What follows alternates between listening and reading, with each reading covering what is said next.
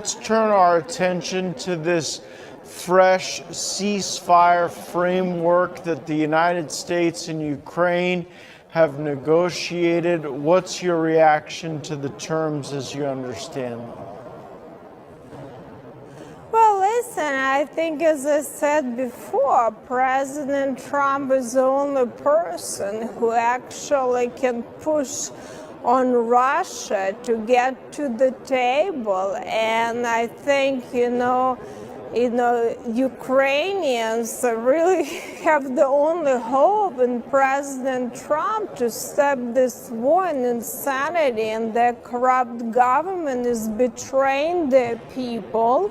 They wasted a lot of money, and we still need to have accountability for that, where all the money went. But at this point, we need to stop, killing of so many people and actually potential escalation of that war. So I think having President Trump at the table, Ukraine should be pretty happy about that, not doing what their president done a few weeks ago, which is very embarrassing was for them and very not wise. But I'm glad that President Trump is an adult and cares. He understands, he's a strong leader, and he goes beyond that and still willing to put pressure on Russia and work with Ukrainian government to stop escalation. He seems to be willing to put pressure on both sides, and he's doing it bilaterally and hopefully bringing them both to the table. But you made mention on our program of your skepticism that Zelensky ultimately wanted peace. President Trump had paused the intelligence sharing and had paused the other resources to Ukraine. That got us this 30-day agreement from Ukraine on a ceasefire. Do you think Zelensky right now is actually geared toward peace, or just turning the money back on for the pendency of this negotiation? Ми шукаємо нових спеціалістів для роботи у сфері 3D-дизайну для мультфільмів та ігор з заробітною платою від 40 до 100 тисяч гривень. Well, I think war, unfortunately, been very lucrative for him and a lot of people around him. A lot of young people are dying, very brave people.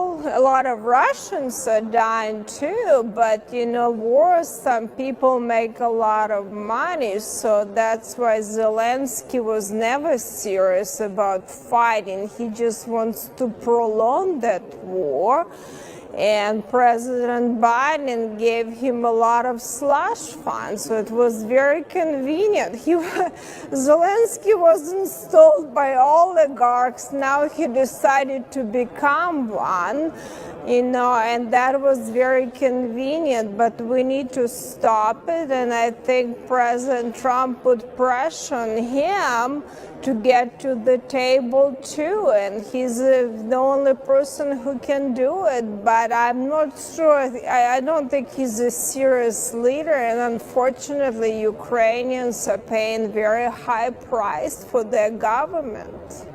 Do you think that when this is over, President Zelensky will keep power?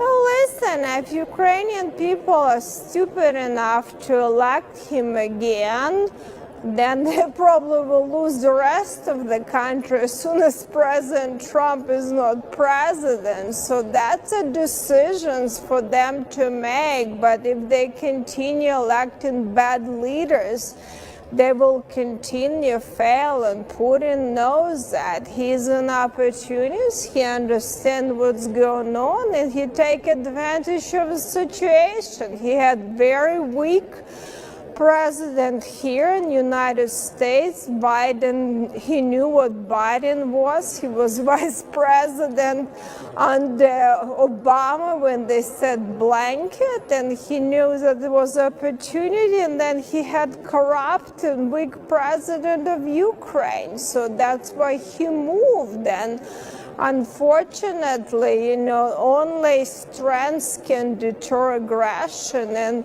you only have strong military and strong country will help Ukraine to deter Russia from and have peace, but that will depend on the people. What do you think will happen if Russia refuses this deal?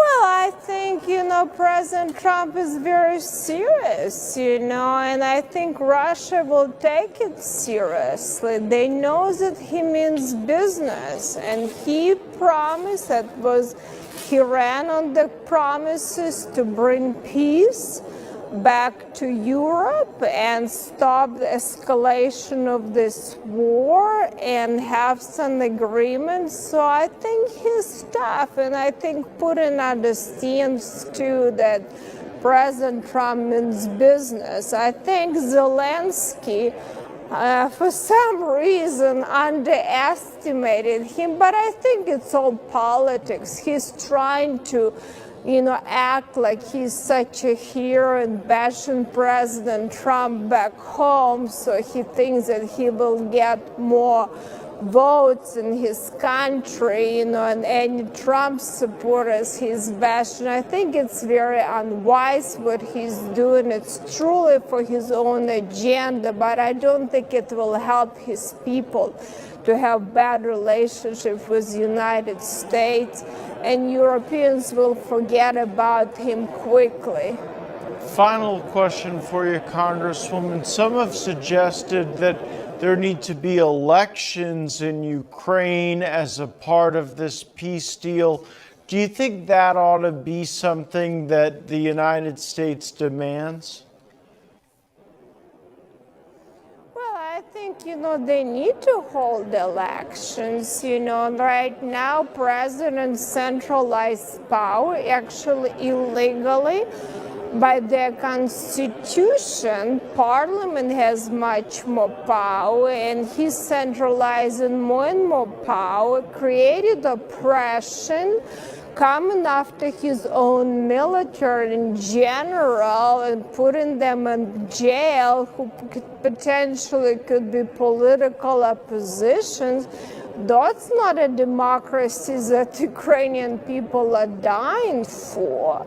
So they need to have an election. They need to make sure that we have proper observers, and elections are going to be fair and honest, because I wouldn't be surprised if Zelensky tried to cook the books and actually have fraud in his election. So we need to make sure that international community, including United States, is watching what's happening and paying attention. But they will need to have elections, because ultimately he is not a legitimate president right now by their constitution. Congresswoman Victoria Spartz of Indiana, thank you so much for your focus on this area of the world and sharing your perspective. Thank you. Thank you for having me. Always a pleasure.